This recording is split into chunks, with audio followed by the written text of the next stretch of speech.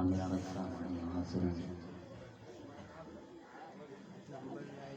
سامعین کرام، خواتین اسلام، السلام علیکم ورحمۃ اللہ وبرکاتہ۔ الحمد للہ رب العالمین والعاقبۃ للمتقین، والصلاة والسلام علی سید الاشرف الافضل الاکرم الانبیاء والمرسلین، اما بعد فقد قال اللہ تبارک و تعالی فی القرآن المجید والفرقان الحمید، اعوذ باللہ من الشیطان الرجیم، بسم اللہ الرحمن الرحیم، وَكُونُوا مَعَ الصَّادِقِينَ۔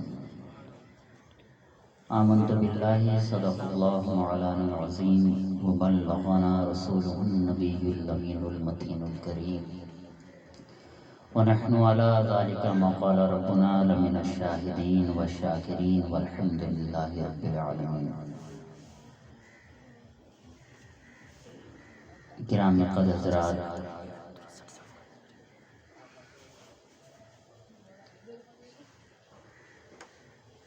آج کی اس محفل پاک میں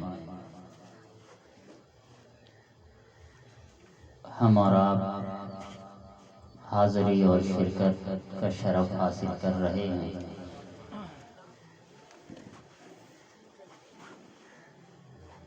اور بڑے ہی حسین موقع سے، بڑے ہی حسین وقت میں،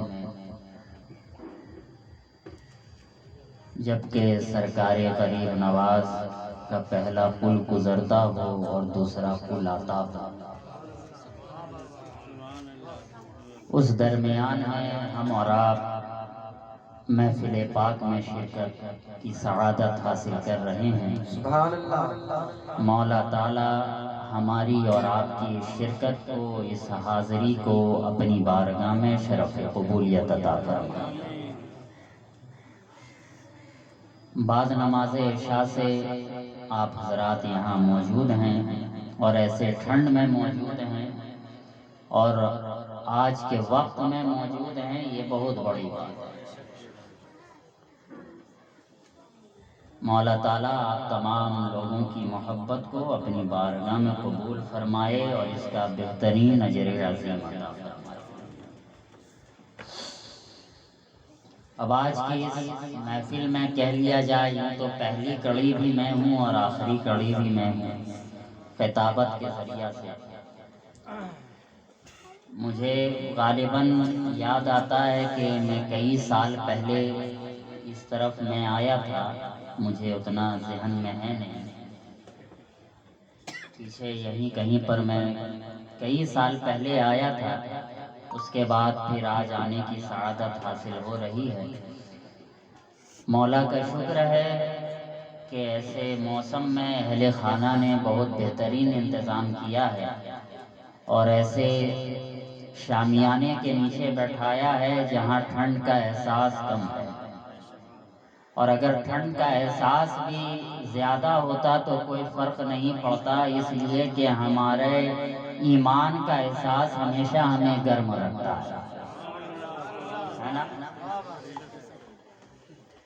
اب آج کی اس محفل میں آخری کڑی ہوں، میرے بعد صلاۃ و سلام پر اس محفل کا اختتام ہوگا۔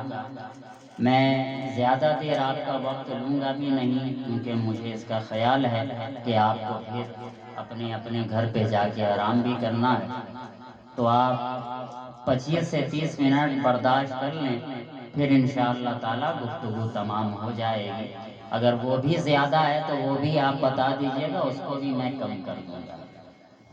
لیکن آج جب آئے ہیں اور آخری آدھا گھنٹہ 40 منٹ آپ کے پاس اس محفل پاک میں بچا ہے، تو جب آئے ہیں تو پھر دامن کو بھر کر کے ہے نا۔ ہر آنے والا اپنے اپنے حصے کی سعادت حاصل کر رہا ہے، اس کے سعادت میں کچھ کمی آ نہیں رہی ہے، وہ اپنے دامن کو بھرتا چلا جا رہا ہے۔ تو آپ بھی جب اس محفل میں آئے ہیں تو آپ بھی خالی کیوں رہیں، آپ بھی اپنے دامن کو بھرتے رہیں، ہے نا؟ تو جب کوئی آنے والا، پڑھنے والا یا بولنے والا جب آپ کے سامنے کچھ پڑھا کرے، بولا کرے، تو آپ نعرہ نہ لگائیں تو کم سے کم سبحان اللہ، الحمدللہ، ماشاء اللہ کہتے رہیں، ہے نا؟ اس سے ہمت و حوصلہ ملتا ہے۔ صرف میں اپنے ہی لیے نہیں کہہ رہا بلکہ ہر ایک کے لیے کہہ رہا، چاہے آپ کے سمجھ میں آئے یا نہ آئے، بس اتنا جانیے کہ پڑھنے والا نبی کی نعت پڑھ رہا ہے نا؟ تو آپ اپنی زبان سے کچھ بولتے رہا کیجئے تاکہ ایک ماحول بھی سننے اور سنانے کا بنا رہے، اور پڑھنے والے کو بھی لطف ملتا رہے اور سننے والے کو بھی مزہ ہے نا؟ تو جب ماحول بن گیا ہے، آپ کو سننے کے لیے تیار ہیں، تو پھر ایک مرتبہ جی لگا کر نبی اور آل نبی کی بارگاہ میں درود پاک پڑھ لیجئے۔ اللہم صلی علی سیدنا و مولانا محمد وعلی آل سیدنا و مولانا محمد وبارک وسلم، صلاۃ و سلام دائما علیک یا رسول اللہ صلی اللہ تعالی علیہ وسلم۔ ہر آنے والے نے بارگاہ رسالت مآب میں نعت پاک کے ذریعہ یا بارگاہ اولیاء کاملین میں منقبت کے ذریعہ اپنی غلامی پیش کری ہے۔ میں بھی اس نعمت سے کیوں محروم رہ جاؤں، میں بھی نعت پاک کے کچھ اشعار تحت لفظ میں آپ کی سماعتوں کے حوالے کر دوں، اس کے بعد انشاءاللہ تعالی سلسلہ گفتگو دراز ہوگی۔ ایک مرتبہ اور جی لگا کر درود پاک پڑھ لیجئے۔ اللہم صلی علی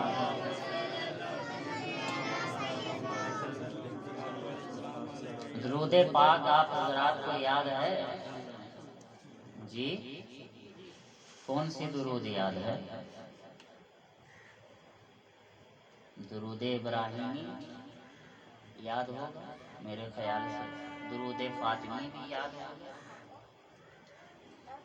تو یہاں جو پڑھنے کے لیے بولا جا رہا ہے، تو آپ کو سب سے لمبی درود پاک، درود تاج شریف تو پڑھنے کا حکم نہیں دیا گیا، میں جانتا ہوں کہ وہ آپ کو یاد ہے۔ آپ کو کیا اچھے اچھے کو یاد نہیں رہتا ہے؟ تو درود پاک کئی طریقے سے پڑھنے والوں نے پڑھا، ہمیں بتایا، اس کے فضائل بھی آپ سنتے رہتے ہیں کہ درود پاک پڑھنے کی فضیلت کیا ہے۔ پڑھنے والے نے اپنے اپنے طور پر، اپنے اپنے طریقے پر پڑھا، زمانہ بدلتا گیا، لوگ اس میں جوڑتے چلے گئے۔ اللہم صلی علی سیدنا و مولانا و ملجانا و ماوانا، سب لوگ جوڑتے چلے گئے، جتنا اس میں شفیعنا، حبیبنا، سب جوڑتے چلے گئے، جوڑتے جوڑتے درود تاج تک پہنچ گئے۔ لیکن سب سے چھوٹی درود پاک ہے فقط نام مصطفیٰ۔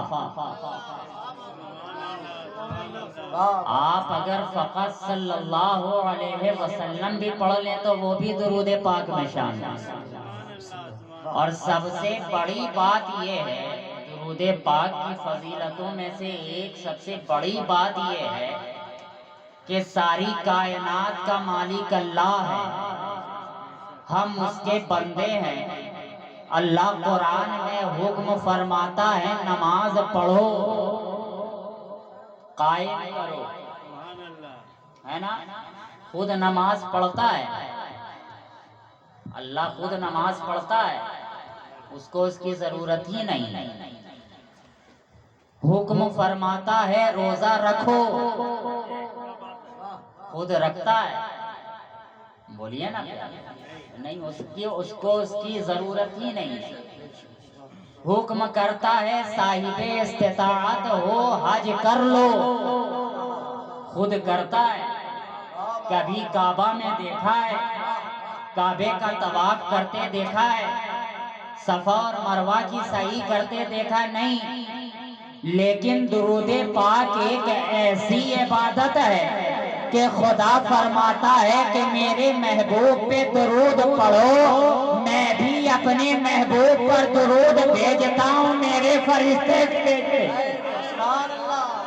تو جو کام میں خدا خود شامل ہے تو اس کام کو ہمیں بڑھ چڑھ کر کے کرنا چاہیے۔ اور ایک بات یہ بھی ہے کہ نماز ہم تو پڑھتے ہیں مگر گارنٹی نہیں ہے کہ قبول ہوگی یا نہ ہوگی۔ روزہ رکھتے ہیں کوئی گارنٹی نہیں ہے قبول ہو نہ ہو۔ حج کرتے ہیں کوئی گارنٹی نہیں ہے قبول ہو نہ ہو، مگر درود پاک ایک ایسی شے ہے جو ہر حال میں قبول ہے، ہر حال میں قبول ہے۔ اور ایک کمال کی بات اور یہ بھی ہے کہ نماز پڑھنے کے لیے آپ کو پاک ہونا چاہیے۔ پاک صاف ہوں گے تب تو نماز پڑھیں گے۔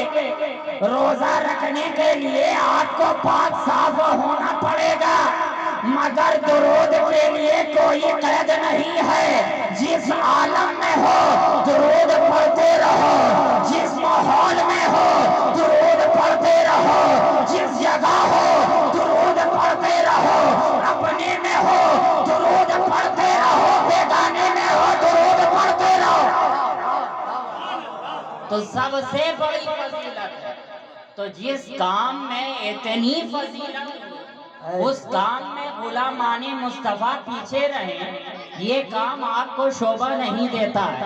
اسی یقین کے ساتھ آپ درود پڑھیں کہ ہم یہاں درود پڑھتے ہیں اور مدینے سے مصطفیٰ سنتے ہیں۔ آواز بلند درود پاک پڑھ لیجئے، اللہم صلی علی سیدنا و مولانا محمد معدن الجود والکرم منبع العلم والحلم والحکم وعلی آلہ وصحبہ وبارک وسلم۔ بس اسی عقیدے کے ساتھ دو تین شعر سماعت کریں، پھر انشاءاللہ تعالیٰ دو چار بات بتا کر گفتگو تمام ہو جائے گی۔ شاعر یوں کہتا ہے کہ ساری کونین پہ سرکار نظر رکھتے ہیں، ساری کونین پہ سرکار نظر رکھتے ہیں۔ ارے رب کے محبوب ہیں وہ سب کی خبر رکھتے ہیں، رب کے محبوب ہیں وہ سب کی خبر رکھتے ہیں۔ ساری کونین پہ سرکار نظر رکھتے ہیں، رب کے محبوب ہیں وہ سب کی خبر رکھتے ہیں۔ اور کوئی توشہ ہے نا ہم زیادہ سفر رکھتے ہیں، کوئی توشہ ہے نا ہم زیادہ سفر رکھتے ہیں۔ صرف سرکار کی رحمت پہ نظر رکھتے ہیں، صرف سرکار کی رحمت پہ نظر رکھتے ہیں۔ ساری کونین پہ سرکار نظر رکھتے ہیں، رب کے محبوب ہیں وہ سب کی خبر رکھتے ہیں۔ اور جب اترتے ہیں مدینے میں تو جبریل امین، جب اترتے ہیں مدینے میں تو جبریل امین ارے خوف سے اپنے سمیٹے ہوئے پر رکھتے ہیں، خوف سے اپنے سمیٹے ہوئے پر رکھتے ہیں۔ ساری کونین پہ سرکار نظر رکھتے ہیں، رب کے محبوب ہیں وہ سب کی خبر رکھتے ہیں، رب کے محبوب ہیں وہ سب کی خبر رکھتے ہیں۔ اور اس شعر پہ آپ حضرات کی توجہ کہ اپنی آقا کو پرکھنا، ارے توبہ توبہ، اپنے آقا کو پرکھنا، ارے توبہ توبہ۔ اپنی مٹھی میں تو ابو جہل حجر رکھتے ہیں، اپنی مٹھی میں تو ابو جہل حجر رکھتے ہیں۔ ساری کونین پہ سرکار نظر رکھتے ہیں، رب کے محبوب ہیں وہ سب کی خبر رکھتے ہیں۔ اور مقطع دیکھیں کہ راضی خستہ کو اس کا ہے یقین کامل، راضی خستہ کو اس کا ہے یقین کامل۔ میرے مولا میرے پل پل کی خبر رکھتے ہیں، میرے مولا میرے پل پل کی خبر رکھتے ہیں، ساری کونین پہ سرکار نظر رکھتے ہیں، رب کے محبوب ہیں، وہ سب کی خبر رکھتے ہیں۔ گرامی قدر حضرات، آج میں نے جس آیت کریمہ کی تلاوت سے خود کو مشرف کیا ہے، بلکہ ایک مختصر سا ٹکڑا جس کو میں نے عنوان سخن قرار دیا ہے، قرآن میں فرما رہا ہے اللہ کہ اے ایمان والو اللہ سے ڈرو، یہ پہلا حصہ، اور دوسرا حصہ وَكُونُوا مَعَ الصَّادِقِينَ، اور سچوں کے ساتھ ہو۔ یہ آیت کریمہ اتنی مشہور و معروف ہے کہ تقریباً میں سمجھتا ہوں کہ ہر ایک بزم میں بیٹھنے والا واعظ تو اس عنوان پر بولتا ہی ہو۔ آپ نے بھی سنا ہوگا،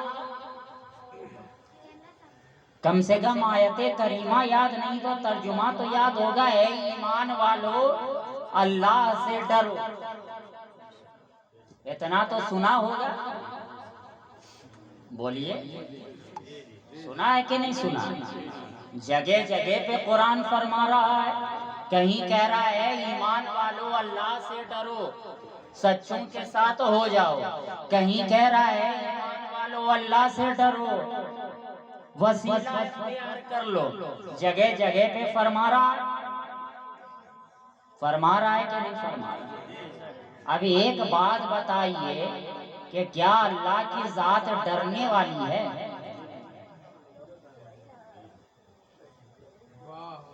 یہاں جو ڈرایا جا رہا ہے تو کیا اللہ کی ذات سے ہمیں ڈرنا چاہیے؟ مسئلہ بڑا محتاط ہے، اس لیے ادھر بھی سب ٹک ٹک دیدم ہے، ادھر بھی سب ٹک ٹک دیدم ہے۔ دیکھیے میں کہتا ہوں بالکل ہلکے پھلکے انداز میں کہ ڈر دو طریقے سے پیدا ہوتا ہے نا؟ ایک ڈر محبت کی بنا پر، اور ایک ڈر طاقت کی بنا پر، ہے نا؟ اب جو لوگ یہاں پہ موجود ہیں، آپ سے اگر پوچھا جائے کہ کیا آپ مجھ سے ڈرتے ہیں،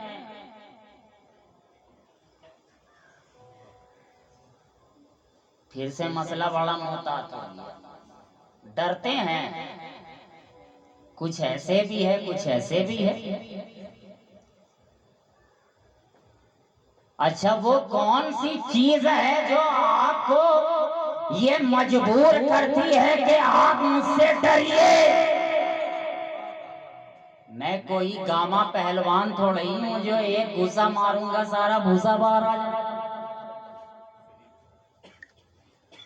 لہیم ہوں، شہیم ہوں، منکسر المزاج ہوں، سکونیت مجھے پسند ہے، مگر پھر بھی وہ کون شے ہے جو آپ کو ہم سے ڈراتی ہے؟ آپ کہیں گے حضرت محبت، محبت کی بنا پر آپ مجھ سے ڈرتے ہیں، مگر ڈرتے تو آپ تھانے دار سے بھی ہیں، تھانے دار سے بھی ہیں، تو وہاں کیوں ڈرتے ہیں؟ آپ کہیں گے حضرت طاقت، طاقت۔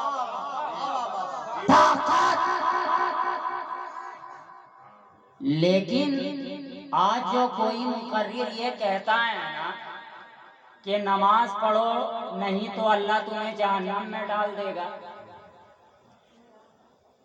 تو مجھے بڑا غصہ آتا ہے کہ بے شک وہ تو مالک ہے، وہ جہاں چاہے بھیج دے، مگر اس بنا پر تم اگر نمازی بناؤ گے تو وہ ڈر والا نمازی ہوگا، اس بنا پر نمازی بناؤ گے تو وہ خوف والا نمازی ہوگا۔ اگر یہ کہنے کے بجائے اگر تم یہ کہو گے کہ دیکھو تم نبی آخر الزمان کی امت ہو، تم نبی کے چہیتے ہو، تم نبی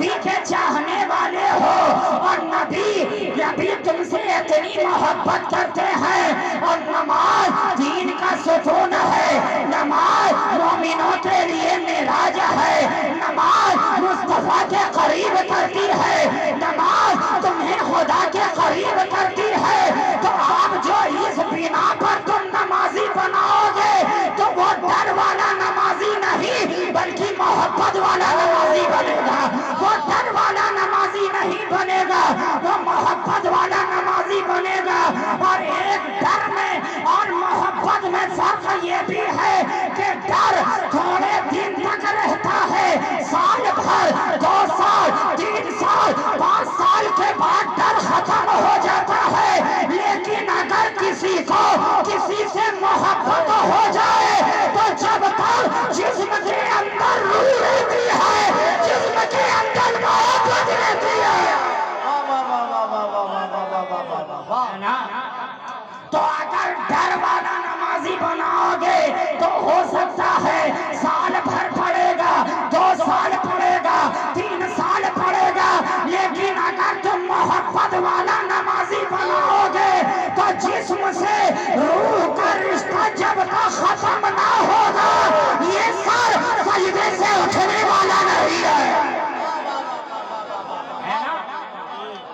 تو قرآن کہہ رہا اے ایمان والو اللہ سے ڈرو. عجیب خیال ہے پیارے, اے ایمان والو اللہ سے ڈرو. اب بتائیے جب تک ہم ڈرے نہیں تو ایمان والے کیسے ہو؟